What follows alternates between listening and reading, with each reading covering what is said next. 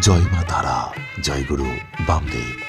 মহাপীঠ তারাপীঠ থেকে গল্পকথায় তারাপীঠে আপনাদের সঙ্গে আমি আনন্দময়ী তারামায়ের পূজারী অচিন্ত। গল্প করতে করতে দর্শন করাবো আনন্দময়ী তারামায়ের মন্দির প্রাঙ্গণ এবং সবশেষে অবশ্যই আনন্দময়ী তারা মাকে। তার আগে আপনাদের কাছে আমার প্রশ্ন, গল্পকথায় তারাপীঠ আপনাদের কেমন লাগছে? আপনাদের সুচিন্তিত মতামত অবশ্যই জানান। অবশ্যই আপনাদের সুচিন্তিত মতামত আমাকে নতুন নতুন ভিডিও তৈরি করার অনুপ্রেরণা যোগাবে। তারাপীঠ একটি সিদ্ধপীঠ, যেখানে সাধনা করলে সাধক জ্ঞান, আনন্দ ও সিদ্ধি লাভ করে থাকেন বা অলৌকিক ক্ষমতা অর্জন করে থাকেন। প্রচলিত কাহিনী অনুসারে ব্রহ্মার মানসপুত্র বশিষ্ঠমণি এই তারাপীঠে দেবী তারার প্রথম সাধনা করেছিলেন।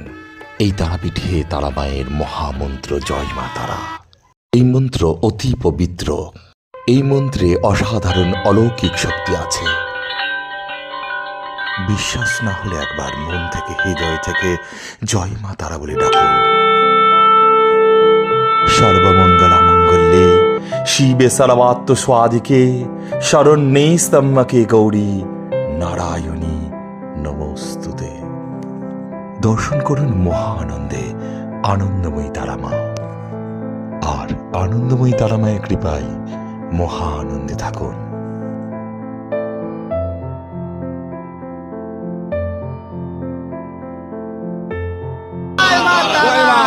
জয় মা। আচ্ছা, পুজো দিয়ে কেমন লাগলো? জয় মা। জয় মা তারা, জয় মা তারা। আচ্ছা, পুজো দিয়ে কেমন লাগলো? খুব ভালো, দারুণ পুজো হয়েছে। আচ্ছা, অচিন্তদার কাছে আমরা এবার এক বছর নয় বারবার আমরা আসি। জয় মা।